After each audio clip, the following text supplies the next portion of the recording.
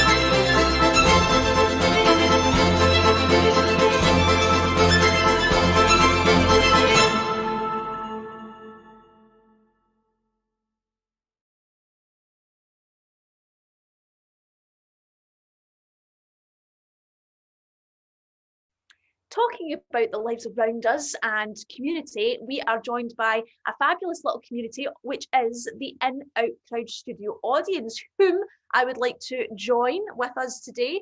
We have got the absolute veterans at this point, Thomas Small and Eleanor Walker, but we also have a very special guest joining us this week, Eliana Perussi. So I would like to just invite you all to, in case anyone's watching, never seen this before, just give a little hello and who you are and what you do. Let's start with Eleanor. Okay, cool. Hello, I'm Eleanor, and I am the new LGBTQ plus projects assistant with Shaper Caper, which means I get to help out with all the cool projects like the In Out Crowd. Yes, she's got a title now, so everybody watch out. Hi guys, my name is Ileana. I just joined Shaper Caper for my 2-week placement, and yeah, I'm really excited. I'm backstage looking at how everything is made. It's so interesting. Yeah, let's see.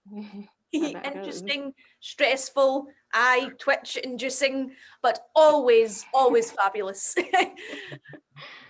Hello, I'm Tommy. I'm Artistic Director of Shaper Caper, and it's great to be here with an even bigger crowd than before. How exciting, we're growing every week.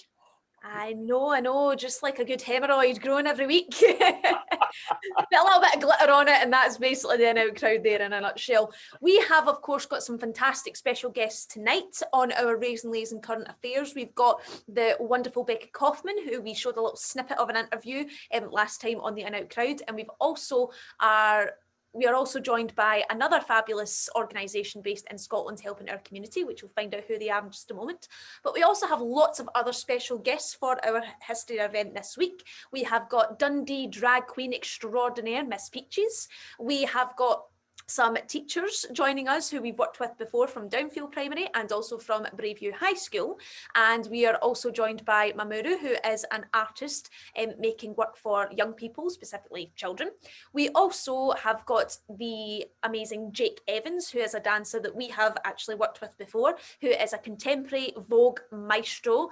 And then finally on Friday, we have also got the just words can't describe her, Jo Clifford, who will be joining us for a little bit of a chat. And everyone mentioned may or may not be bringing a wee performance along with us. So we'll just need to tune in and see what's happening there.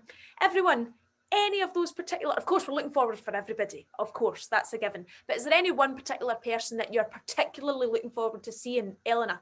Yeah, I've seen Jo Clifford before live, and she is phenomenal. So I'm really looking forward to her, to her monologue or performance preview she gives us. I'm really looking forward to that. You and me both.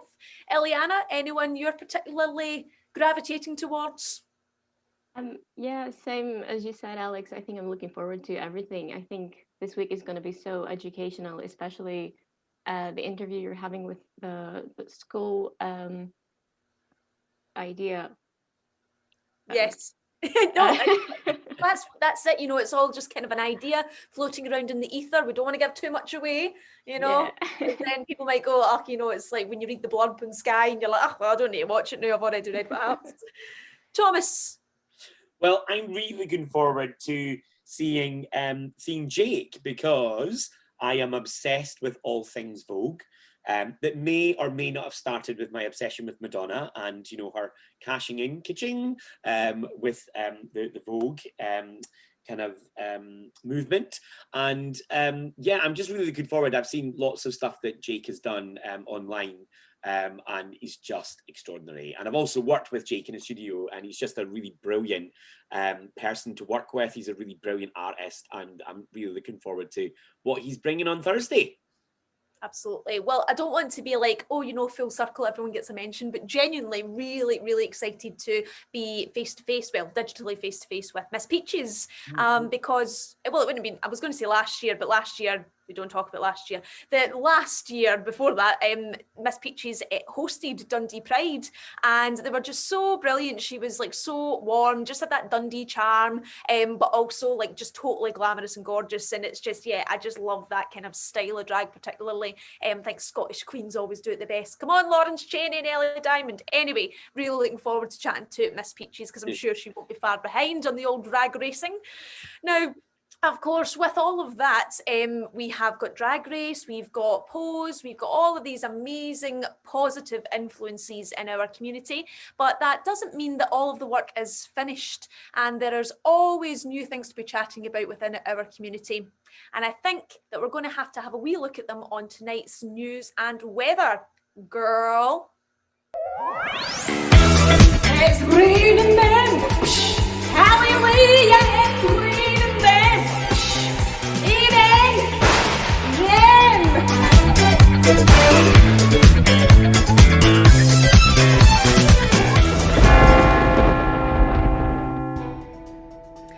First up tonight, we have got a little bit of sunshine peeking through those old snow clouds, as last Monday SNP saw a frontbencher being removed from said front bench.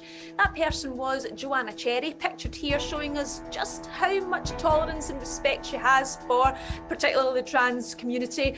Not as a direct result, however, of her stance on transgender law reform, but it was also due to her disruptive and allegedly bullying behaviour towards other members of staff.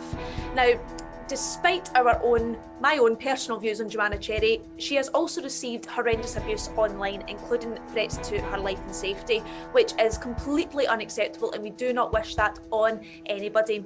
However, we're pleased there's been appropriate response taken by the Scottish Government to show that there is a zero tolerance towards transphobia or any sort of hatred towards the trans and non-binary community, and we do feel that the overall transgender law reform with relation to hate crimes is something that is a positive step forward for our community, and we do not wish any hatred towards Joanna Cherry at all.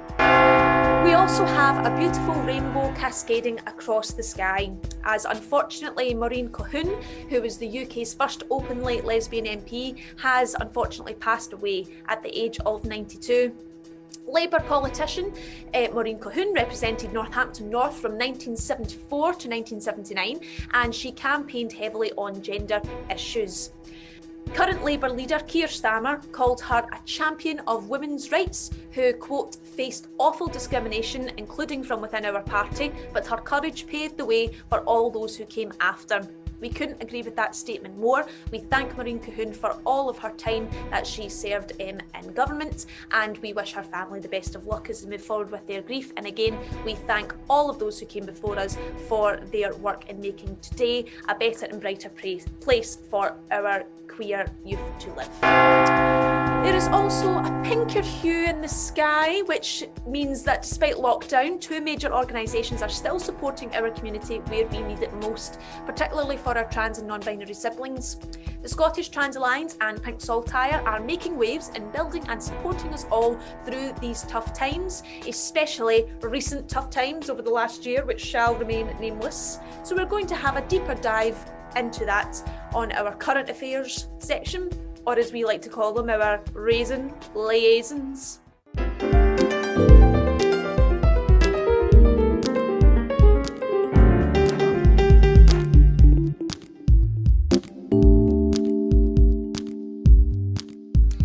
So this is the section of the programme where we like to take a deep dive into an organisation or a subject that requires a bit of a spotlight in our LGBTQ+ community. And this week we are incredibly lucky to be joined across the world by the wonderful Becky Kaufman from the Scottish Trans Alliance. So hello Becky, how are you doing? Hi Alex, how are you? I'm doing very, very well, thank you. Again, really, really pleased to be chatting to you, and yeah, again, thank you so much for joining us, even though there's a bit of a time difference. We much appreciate it. Yeah, just so people know, when you say from halfway around the world, I'm currently in South Africa. I had to dash down here to care for a family member, but thanks to the lovely internet, I'm still able to be with you back in Scotland. And Technology, love it when it works. I think we'll just start off then just by giving yourself just a brief introduction of who you are and what the work that you do with the Scottish Trans Alliance is, in case anyone watching isn't aware of what the Scottish Trans Alliance is. Well, the Scottish Trans Alliance has been in existence since 2007. We have the distinction of being the first transgender-specific charity funded by a national government anywhere in Europe, and we've been in continuous operation since 2007. We currently consist of a staff of 3 people, our manager Vic, myself who does justice and general policy, and our community engagement officer, Oceana. And we work to improve the voices of trans people, whether it be with the government about pending legislation, with public bodies about how trans people should be treated in different sectors, or even with private businesses giving advice and instruction and guidance. Forgive me. About how trans people want to be treated and how they expect to be treated and what our rights are in various situations. The other thing that we do a lot of is we try to create a platform for the broader most members of the trans community to engage with these people, with the government, with public bodies and public-facing businesses that they wouldn't necessarily have the ability to do on their own as an individual.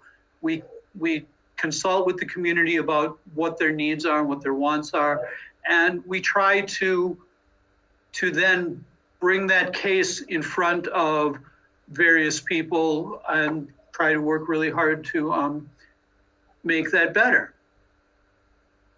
So that's what Scottish Trans does.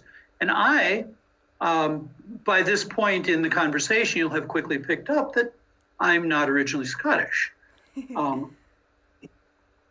Unless you go back 3 generations, it turns out that my grandfather's grandfather was actually born in Leith, probably 3 blocks from where my current office is.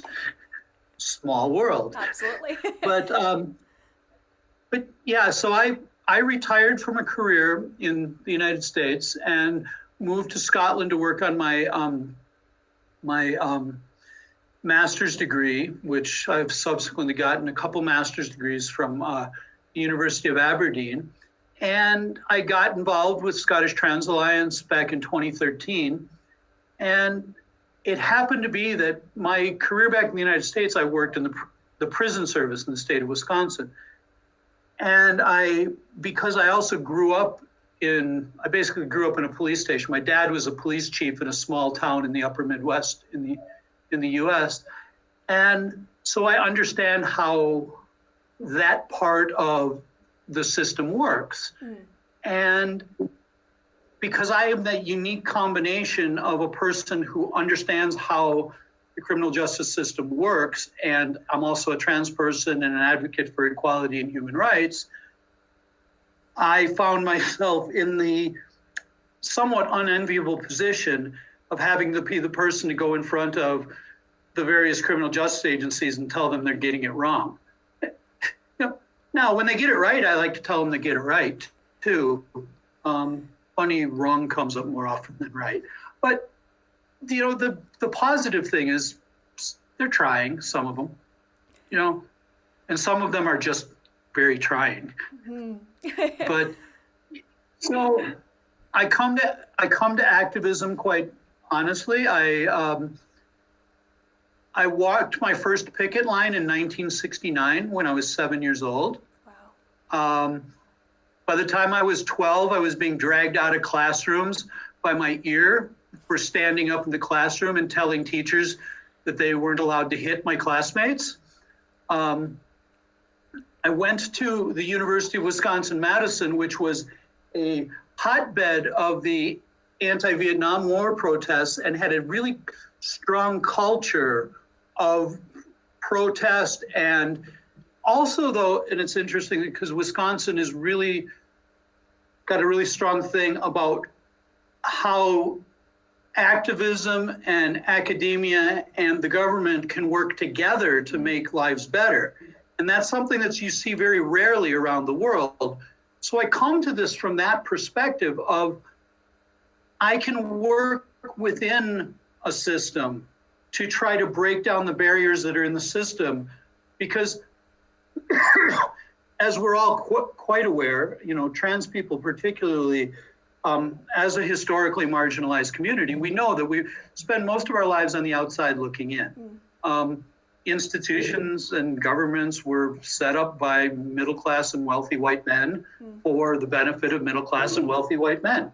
And I absolutely love, and also being from the Midwest and being an American, I don't have that same reservation about speaking my mind that a lot of British people do. Yeah. And it's great fun to be that person in the room who just speaks up and says, no, you got it wrong. You need to actually care about these people.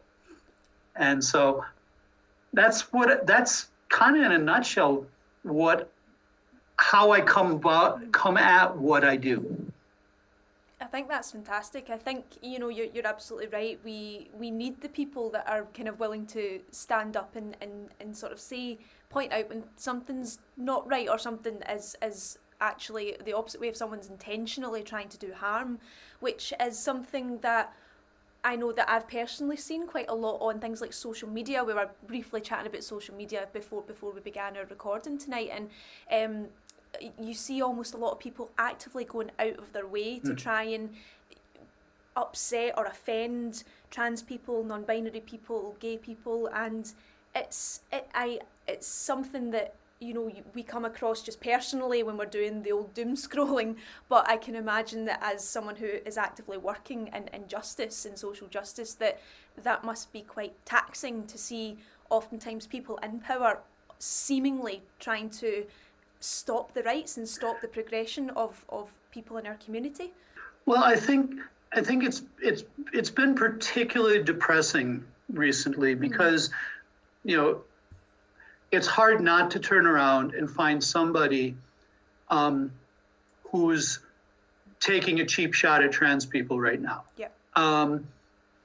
And there's always that great irony of the person standing with the megaphone and being recorded and broadcast over multiple news channels complaining about being silenced. It's a particularly unpleasant part of the current dialogue that's being put forth by people who are opposed to inclusion and diversity, that somehow they're the ones being silenced, that somehow the people with the power are the ones being silenced. And, they're not. I mean, it's sad because one of the things that I see on a very regular basis in my work is the vast majority of people have no problem with trans people, actually quite like us, and see no problem with us being engaged. It's a very small, very vocal group of people who, honestly, there are politicians I've seen that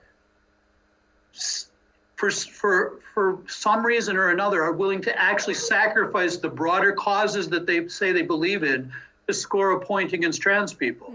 There are people up and down who for one reason or another are just so, and it's to the point of an obsession. It can be really problematic and really unpleasant and kind of, why do you care? We're just trying to get on with our lives, but there is a small group of people and they care, and we know how hard they care because life's been miserable. And one of the things for me, and it's been really good for my health, and it's a really difficult thing, especially during a lockdown when we're kind of isolated from other outlets.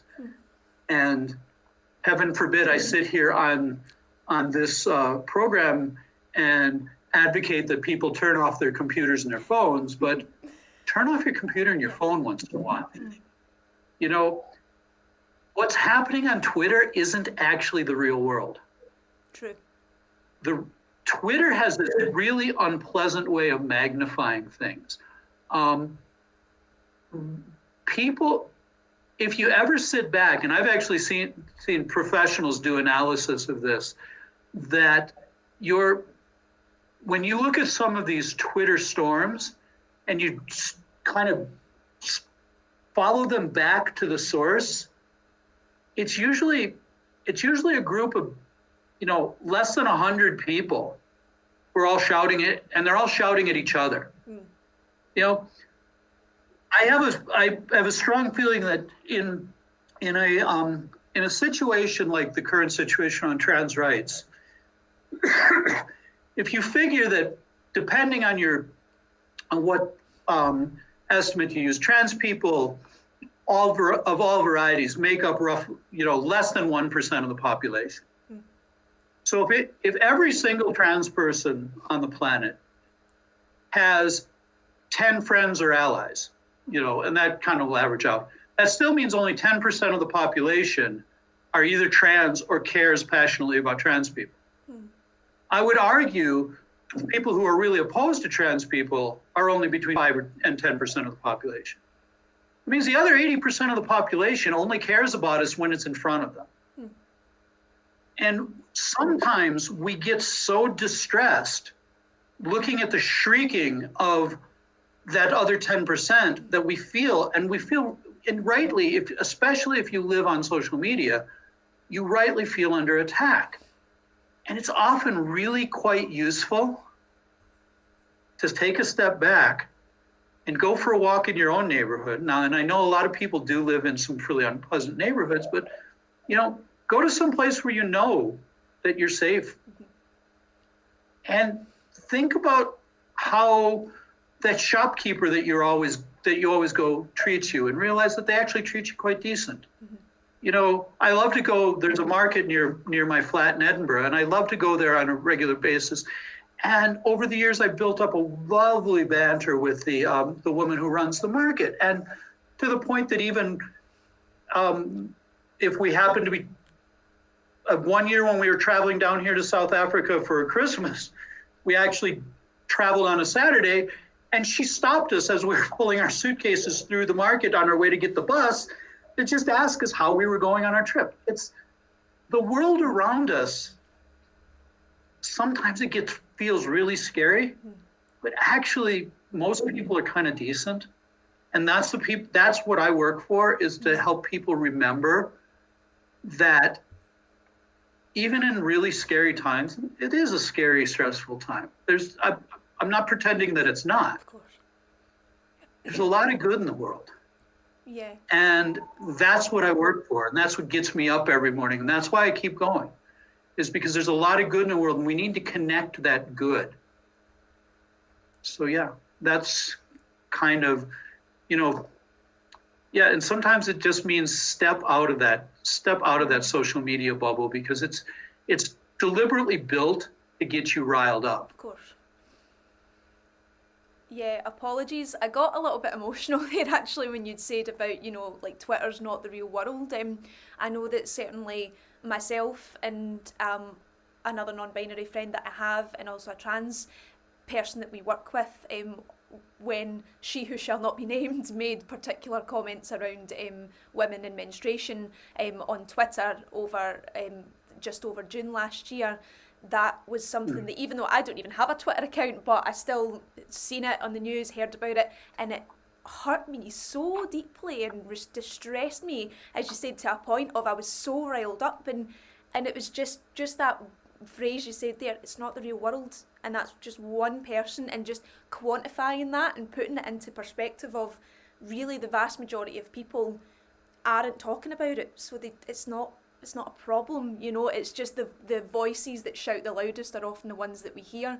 And I think just that phrase of switch it off, and just detach from it and spend time with real people who do care about you and who care about others. I think that was a really lovely way to phrase it.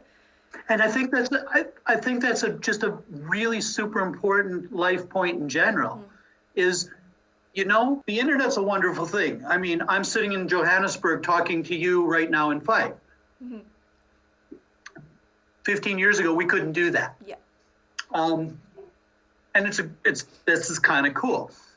But equally, because of the internet, we're connected to disasters halfway around the world away from us that we wouldn't even have known about 20 years ago. And it's important for us to remember that our lives are still our immediate friends, our immediate family, our immediate circle, and those are the people that matter. Yeah. We have to take care of ourselves, and we have to take care of those closest to us first. The thing you're talking about, you know, I've kind of made that comment earlier about people with huge platforms claiming being silenced. That's the poster child. Of course. You know, that's, you know, the person with 17 million Twitter followers saying they're being silenced. You know, and I think it's, you know, but equally, if you shout back at them, then all it becomes is shouting. Of course. Yep. It's really important to keep things in perspective. There's a lot of stuff out there that needs fixed, and you can't just walk away and hope it'll disappear. That's the other thing about activism. I have a really strong belief that activism is very much a continuum. Those of us who are doing activism right now are here because of the work of those who went before us. And what we're doing is paving the way for those who will come behind us. And it's always a cycle, because there will come a time when I move into the space of those who went before us, and those who are coming behind me will be in my pit space, and there will be a new generation coming behind them. And if we can leave the world a slightly better place, we have, I'm going to play the old lady card again, and that I've been around long enough to see that things don't get better in a straight line. They get better, and then they fall back, and they get better. Well, the interesting thing is the overall trend is in fact upward. So for the last 3 or 4 years, being a trans person, particularly in Scotland, has kind of sucked. Okay, it's lots of sucked. And it really feels quite bad and we're under attack. And right now, we are probably a little bit worse off than we were 3 years ago. But you know, we're miles better than we were 10 years ago. Of course. And we have to, and that's where we keep hope. It's not to say, oh, we should be satisfied with where we are. It's to say there's hope. Even in the darkest, even in the kind of really crappiest times, there's hope, because overall, when I go around and I think back to when, 8 years ago when I started doing this, and I would go around and give awareness sessions and stuff, and I would have to explain the most basic facts about trans people. And I'd have to explain the simplest understandings of what our rights are. Now I don't have to do that. Now, 2/3 of the room actually has a reasonable sense of what a non-binary person is. Back then you have to scrape brains off the walls after heads exploded when you tried to explain non-binary. And that's only 8 years ago. And the other thing that I take lots of really positive strength from is when I go along to various places, and I hear the strong voices of people who are saying, yeah, we've got your back. I actually care for trans people. What can I do? None of this has stopped the anti-trans forces from saying what they say.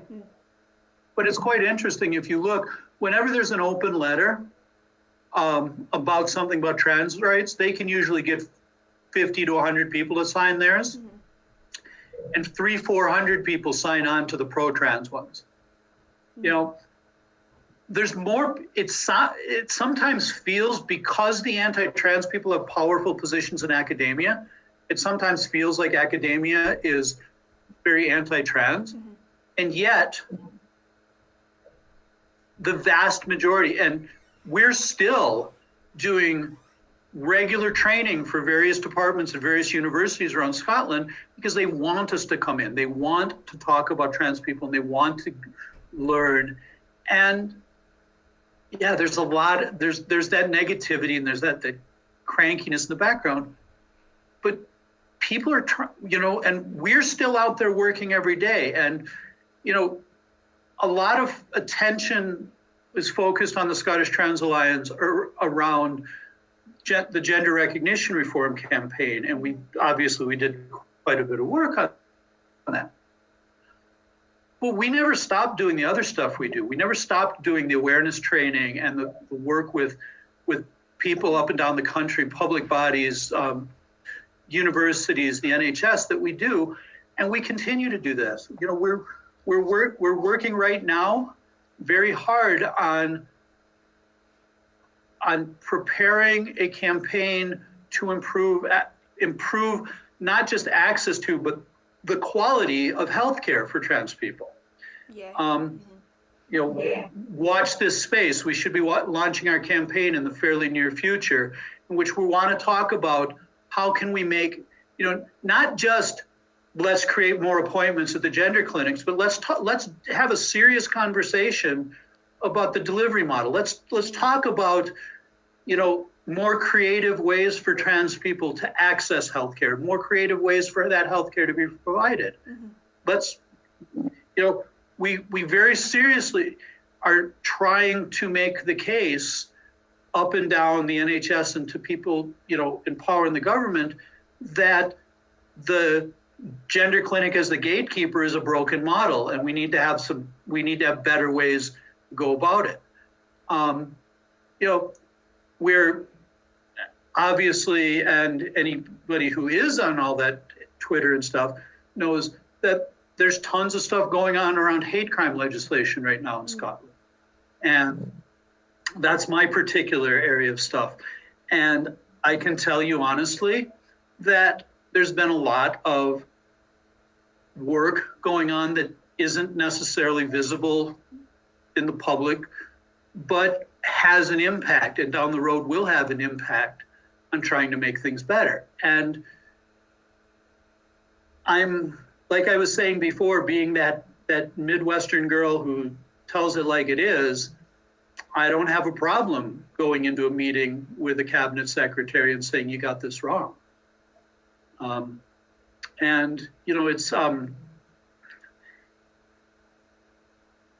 It's earned a fair bit of respect though, because you'd be amazed how much people respect you if you tell them, not just tell them that their problem, but help them come up with a solution. Mm-hmm. And that's what I try to do. We do have a messed up system. Our healthcare, trans healthcare is a shambles. We've spent the last year and a half fighting really, really hard just to hold the line on trans rights. But there are people out there who want to hear the right thing. And we just have to keep talking. We just have to keep pressing. And we have to accept that we're not going to win them all. We have to accept that sometimes there are going to be setbacks, because that's how life works. But we can't let setbacks make us crawl into a hole and stop fighting. I'm going to be looking at my 60th birthday in the not too distant future. And as I said, I was 7 years old the first time I marched in a picket line. And I keep coming back for more. And I guarantee you, I have lost my share of battles in my life. And some of them have been really heartbreaking. And I get up every morning and I keep pounding at it. It can be really hard sometimes, and it is absolutely exhausting. And I totally understand anybody who might be watching this, who's sitting watching going, yeah, that's easy for you to say. It's not. And I appreciate every ounce of energy that everybody does. And the other thing, and this is something I'd love anybody to take away from this, is that changing the world does not require you to be a Nelson Mandela and end apartheid. Changing the world is sometimes just about being nice to your neighbor and just having them go away. That's a decent person. And we don't change the world a continent at a time. We change the world a person at a time. And most of us don't have the energy or the access or the means to make massive social changes. But we can do things like signing petitions and joining in on campaigns and sharing stuff on our social media and just talking to our friends and just being sensible. You know what the single biggest thing that has worked to progress trans rights over the years is getting people, particularly people in power, just to know trans people. One of the reasons that the current Gender Recognition Act is kind of heavily focused on middle-aged binary trans men and trans women is because the MPs who passed that piece of legislation knew middle-aged binary trans men and trans women. So they could visualize, they could see them. When they sat down to write this piece of legislation, they could go, okay, what does the person that I'm writing this for look like? So it's really important, especially for younger people, for non-binary people, when you get a chance to go visit your MSP and go to their surgery or talk to your MP or engage with people, as scary and daunting as that might be, it's really important because the next time they sit down and talk to you, you don't want to be an abstract concept to them. You want them to be saying, you want them when they're sitting there going, I'm talking about this particular piece of legislation about trans people, you want them instead to be going, I'm talking about this particular piece of legislation about Alex, or about Becky, or about James, or about Vic, or about whoever.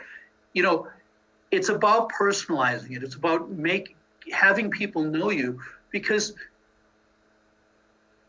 the anti-trans people are living entirely by painting a hypothetical image of somebody that doesn't exist, of a threat that doesn't exist. Only way we can combat that in the long run is to have the decision makers know what really exists, know the genuinely decent, nice trans people who are out there and who do exist, because then when they're faced with this hypothetical example that the anti-trans people can't produce an actual human who does all these horrific things that they say trans people do, because it's not real. I mean, let's face it. Why would somebody pretend to be a trans woman to assault a woman when it's perfectly easy to assault a woman without pretending to be a trans woman? Yeah. And real problem in society that it's too damn easy to assault women. That's it, yeah. And so you want the decision makers, rather than going, oh, that's a sensible thing to protect women, they need to go, actually, I know a whole bunch of trans people and I know darn well they would never harm another person. And that's the value of engaging and getting in front of people and meeting people and just talking to people. And you don't have to be the cleverest campaigner, or you don't have to be super knowledgeable about the nuances of what's going on. You just got to be a genuine person. It's the most effective campaigning that gets done is getting people to know and like the human being in front of them. And then when they have to go back and make decisions, they go, well, I can't hurt that person. I know them. I would never hurt them. And it's the most effective way. I'm down here in Johannesburg with my mother-in-law, who was born in 1940. So she's born at the beginning of the Second World War. She's lived through numerous different things. She lived through the fall of apartheid down here in South Africa.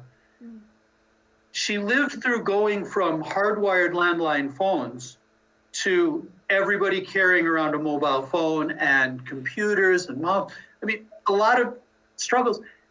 And the thing is, the amount of change that's happened in the 80 years of her life is the same as had happened in the 400 years prior to her life. And change is hard, and change is scary. And sometimes when you become overwhelmed with change, and we live in a world that is changing so lightning fast, and people sometimes get scared. And the safest place is what you know. Even if what you know is actually a bad place, people will still often choose. You know, there's the old adage, I grew up in farm country, and there's the old adage that, you know, a horse, when panicked, will actually run into a burning barn. And it's true, because that's its safe place. And that's one of the things you have to come to grips with when you are different. And as we were talking before, we're only 1% of the population. We are different. You know, is you have to help people to embrace that very view that you just expressed, that actually the world is a more fun, more interesting, more entertaining place when you have a broader view and when you see more of it. I mean, when I was raising my kids, we made deliberate effort to travel as much as we could with them so they could see that the world was different. Now, a lot of people in Scotland don't get that opportunity. It's not as easy, and not everybody has the flexibility to just pack up and travel and go see things. But the more you can open your mind to difference, and the more but equally, those of us who are different can be the mind openers. We also can show people that having us in their lives makes their lives richer. You know, and it's so valuable, but it's equally important to recognize that sometimes that fear of difference does come from a legitimate place, and you can't just go, oh, you're awful because you're afraid of difference. It's about being gentle. It's about bringing people in. You can't yank people into your world. They won't want to be there, but you can gently invite them in, and then they'll be happy to be there. I think that's a lovely way to say it, yeah. Almost like a vampire, they want to be invited in rather than just dragged in. And once you've left them across the threshold, we're in your world. Yes. Yeah, that's fantastic. Again, I mean, everything you're saying, Becky, it's so inspiring, and it's fantastic, and especially coming into LGBTQ plus History Month, I think it's a fantastic way to just remind ourselves of, even though, as you said, things have been tough, we are slowly but surely, we're getting there, we are progressing forward, and it's people like yourself and organisations like Scottish Trans Alliance that is a major player in that. So thank you so much for joining us. Is there any social media for Scottish Trans Alliance, anything you'd like to promote, like a Twitter or anything, or a website? Well, we have our Facebook page, Scottish Trans Alliance. Our website, which is hopefully going to look all new and improved within the next couple of months. We've been working hard behind the scenes to make it prettier, because the one out there right now is Canadian. But that's www.scottishtrans.org, and we're on Twitter at Scottish Trans. And welcome connection, quite pleased, you know, and we still also do things like email and talk on the phone and just engage with people any old way you want to talk to us. We're open for it, and we're quite pleased.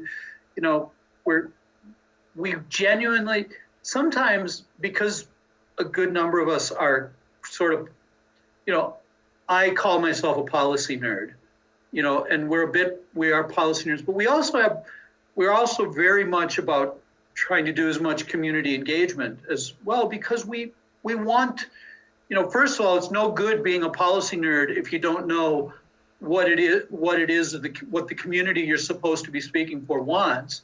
So no, we love to engage with people. We're happy to hear opinions, you know, and we're also quite comfortable and happy if people want to tell us we're getting it wrong. Be nice about it. You don't have to shout. We do listen. But yeah, we're, love to stay in touch as much as possible. And absolute pleasure. I'm really grateful for you inviting me along tonight, whatever it is that, I don't know, with all the time differences, I've totally lost track of life. Absolutely. Well, again, Becky, thank you so much for your time, and yeah, we really do encourage all of our watchers/listeners to go and follow Scottish Trans Alliance and keep up to date with all the magnificent work they're doing. Well, thank you very much. It's been my absolute pleasure. So another charity making fantastic movements in our community here in Scotland is the fabulous Pink Saltire, and I'm so lucky to be joined by two folks from Pink Saltire tonight. We have the lovely Dom and also the lovely Becca. So if you'd like to give everyone a wee wave, because we'll see you on now. Hello. No. We'll start off just kind of one at a time. Whoever would like to go first, I don't mind. How did you come to be part of Pink Saltire, and what is it that you do with Pink Saltire? Dom first. Well, I'm based in Fife, so I am basically Pink Saltire's home territory, because Pink Saltire is based in Fife, but I knew their involvement in Fife Pride. I'd been to a couple of events and I'd seen Pink Saltire at a few other Pride and other events that I was at, but I volunteered with Our Story Scotland, doing queer heritage, queer history, interviewing, and Stuart Duffy from Pink Saltire approached me to see about doing a podcast for 50 years of rainbow activism, and that was a year ago last week. And ever since then, I have been doing podcasts, interviews.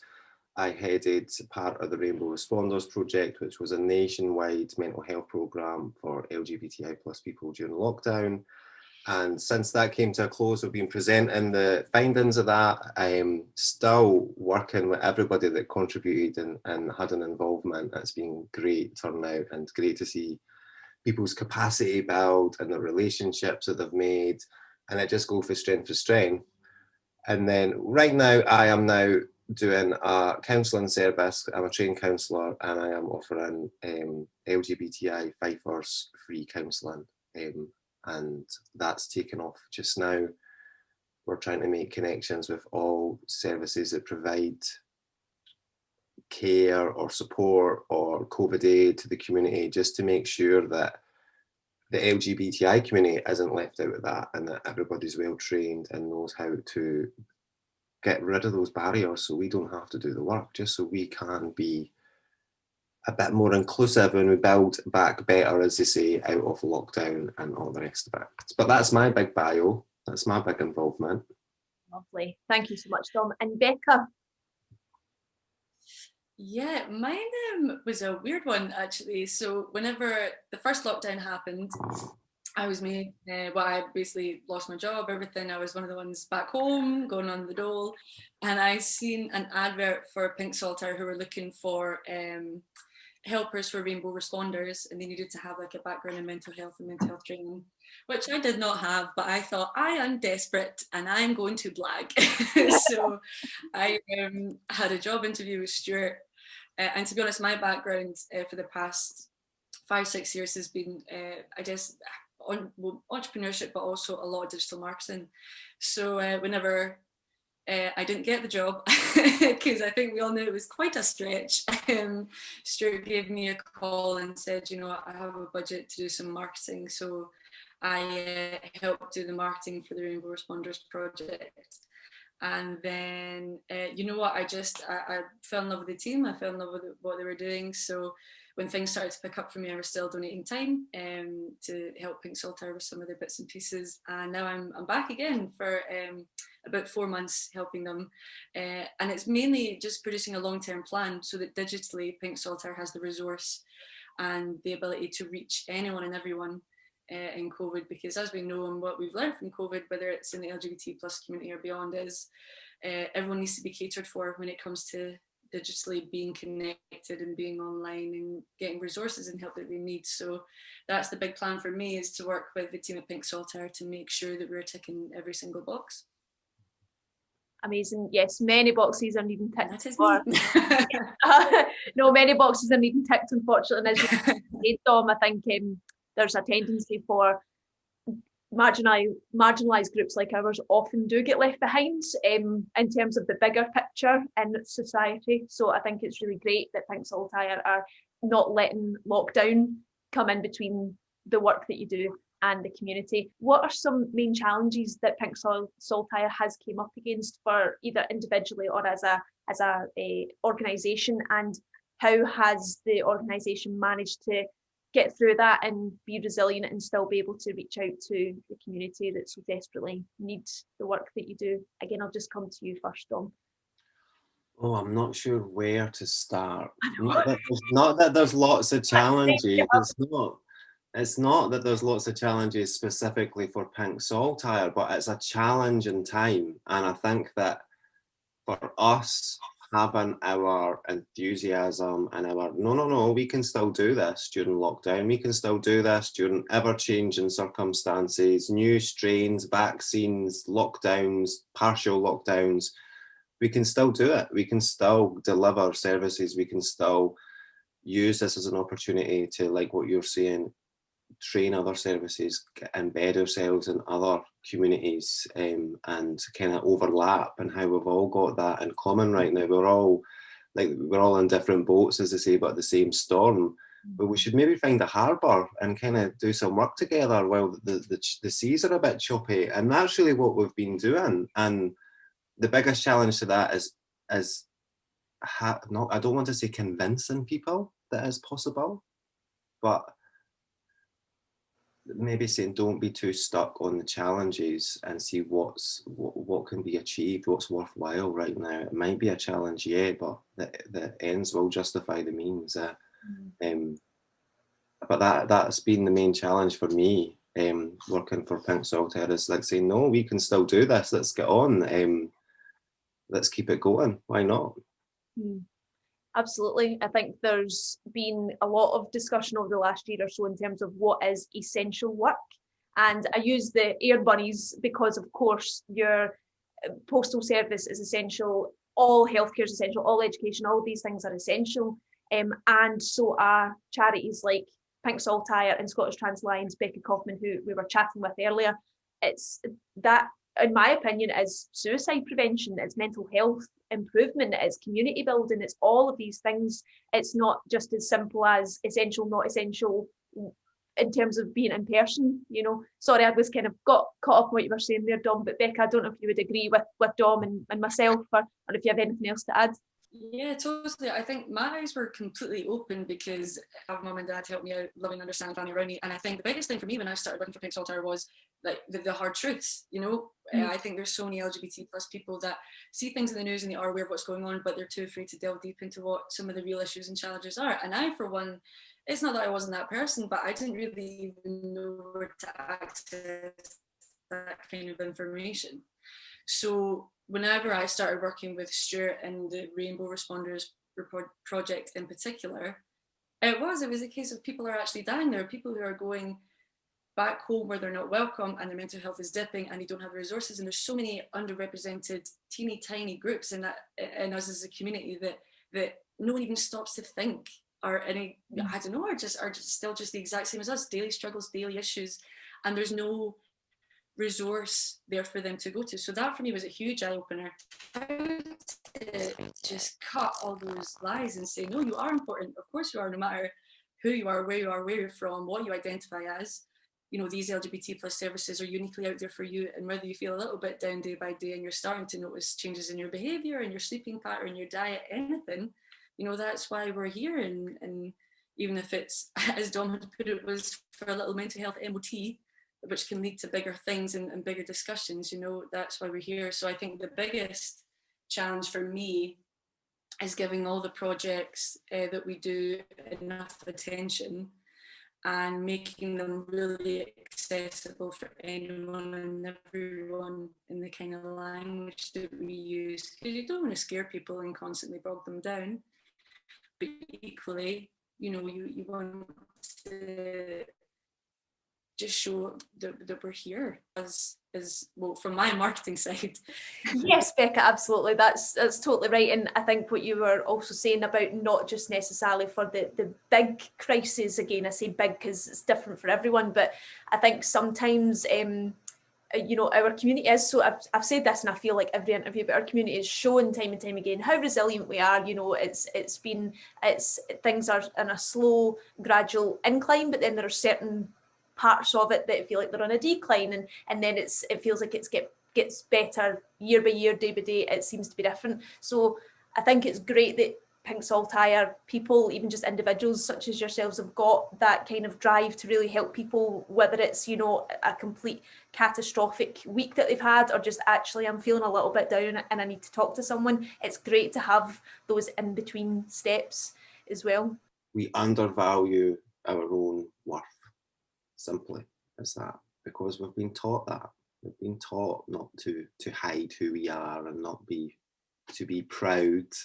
And then there's that we're told to be proud as well. So should we hide all those things, all our worries and all those things that maybe mean our resilience isn't as tough as Mr. White, cis, het, able-bodied Joe Blogs, as trying to recognise that, like, we are resilient, but when something hits us, it can hit us in a unique way, and we need a unique response to that. And I don't want to get the mainstream services versus the community services, but there is a need for both. There's a need for balance there, and it's not one versus the other. Just to complement everything that Becca said and everything that you just said, Alex, it's not one size fits all, is it? Absolutely not. When it hits us uniquely, it hits us in the charisma, uniqueness, nerve and talent. It feels like it really. Come on, Lawrence Cheney. Yes, come on, Lawrence Cheney. And of course, also Dundee's very own Ellie Diamond as well. Like, we are rooting for Ellie Diamond, absolutely. But being a West Coaster, I'm like just slightly inching towards Lawrence Cheney. Yes. But Ellie Diamond, I love you. Like, Ellie Diamond's actually worked with us for the Hear Me Out project as well. She came to McManus Galleries and did a whole presentation about how she got into drag and some of the personal reasons behind getting into drag, which was really beautiful. And then also some like little tips and tricks on like how she makes outfits and stuff. And it was really interesting. And particularly because with it being LGBT History Month, we know that a lot of our pioneers for our community were the drag artists, they were the gender non-conforming people, they were the folk that lived out with the binary, coloured outside the lines and all of that. In terms of LGBT History Month, do either of you have a favourite part of the month or a favourite part, of why we have LGBT History Month? Is there a favourite part of LGBT history that you think, yes, that's the one thing that I love about our history or anything? I'll go to you, Dom. I'll have a lot to say, I'm sorry. No, please do. I love the idea of History Month, but some of us, me included, do it all year round. And I think there needs to be more space for that. And I am going to be a bit confrontational when I say that when we have Queer History Month, we're ghettoing ourselves off. So we're given the mainstream, like museums, archives, they're getting a day off. They're getting to say, oh, well, we're entitled to centre cis, white, straight stories in our history because they've got History Month, or we've got Black History Month, or we've got even like the Homeless Museum now and the Vagina Museum. And it needs to be a real queering of these big national museums, these big campaigns like History in Schools, like Historic Environment Scotland have done some amazing work. The Scottish Civic Trust do some amazing work with minorities, not just the LGBT community, but like Glasgow Disability Alliance, asylum seeking networks in Glasgow and on the West Coast. And for me, I just live queer history every day. It's just that I'm making queer history. We're making queer history right now.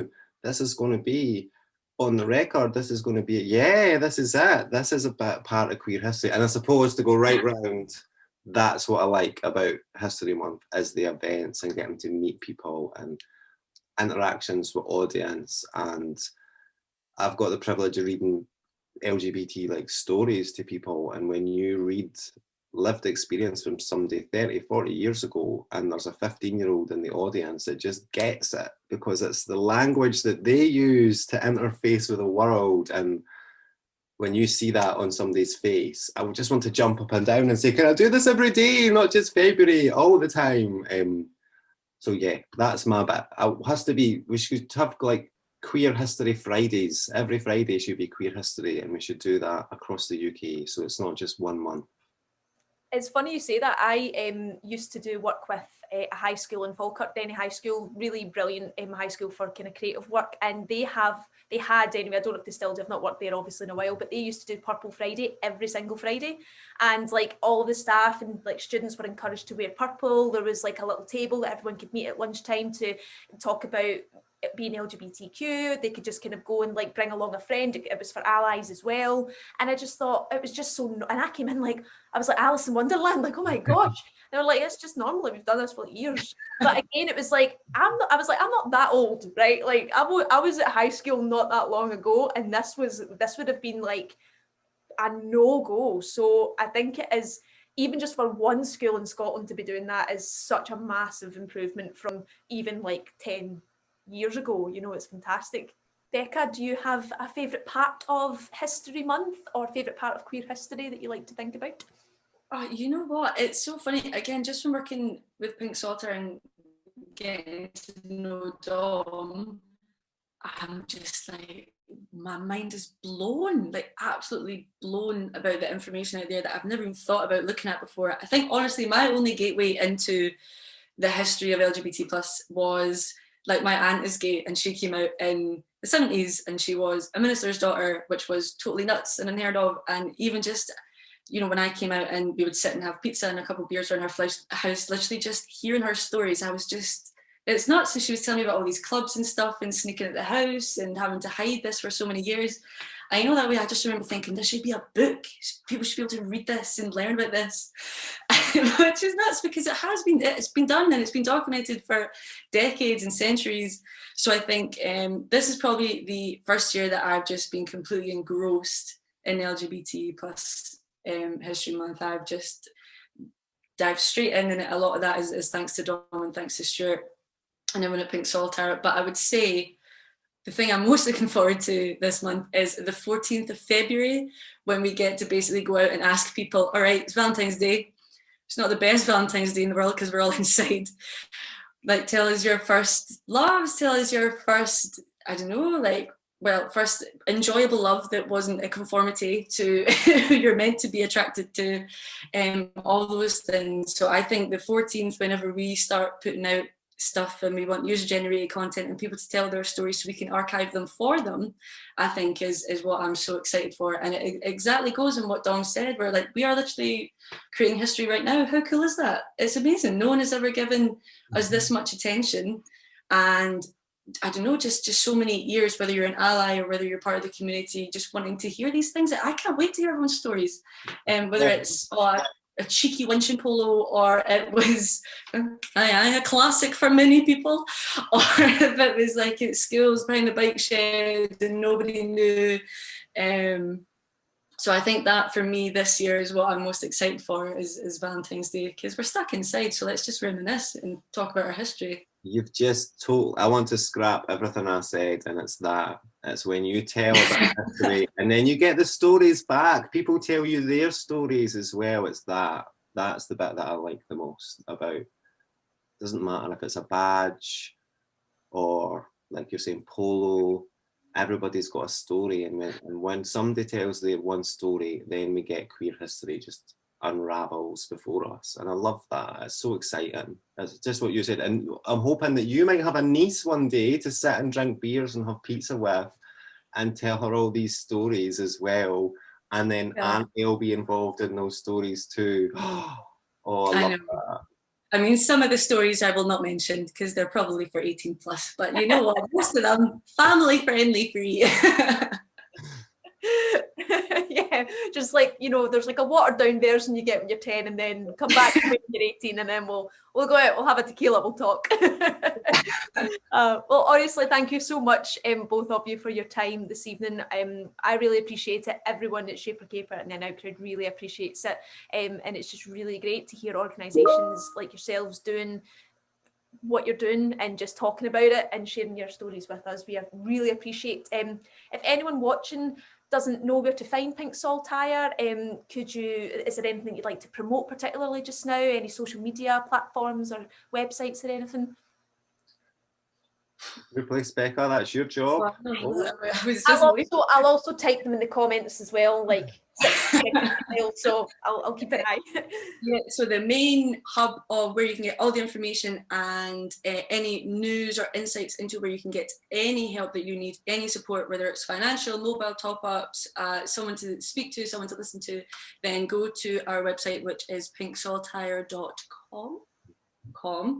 And we are probably most prevalent on Twitter and on Facebook. Again, you just find us, Pink Saltire will appear, and we're going to be putting loads of stuff out for the rest of LGBT plus History Month. And I think if we're going to advertise any specific project right now, I would suggest it is all the wonderful counselling and work that Dom is doing. So I will segue Dom in, if you'd like to tell us a bit, Dom. You can self-refer on our website, or you can talk to your GP and they will be able to find us, or any other mental health practitioner through the internal referral system. But if you want to self-refer, it's not, I don't want people to be scared and say, oh, it's a big commitment. No, come and talk to us and just check in not just with a mental health practitioner, but a member of your community, and see what other support's available. Because if it's not through us, then there are a myriad of other places that we will support you to access that support, because you're entitled to it. Love it. Yes. Thank you again so much, both of you. I think that's fantastic. Again, everything that you're doing, and we'll definitely encourage anyone watching / listening, Sean Connery here, listening, to go and check his out, because it's definitely worth it. Thanks again. Thanks, Alex. Thank you very much. And that is it for the In Out Crowd this evening. After a jam-packed show, as mentioned earlier, we have got an even more jam-packed, marmalade-packed, lemon curd-packed week coming up. As mentioned, we have got the fabulous Jake Evans, Mamuru, we have Joe Clifford on Friday, and we also have the Dundee-based Miss Peaches. We'll be chatting to each of them over the courses of the week. Tomorrow night, we are kicking off with Miss Peaches, which we are super excited about. Make sure to keep up to date with our social media platforms, not just our platform shows, to find out exactly who's going to be on which night. And again, do bring along a wee cup of tea and a snack, because there may or may not be a wee cheeky performance in it for us there as well. Once again, thanks to the Cora Foundation for giving us funding and allowing the In Out Crowd to continue as a project. And also thank you to the Equality Network for their support for our LGBTQ+ history event online. With that being said, have a fabulous evening, an even more fabulous week, and that's it.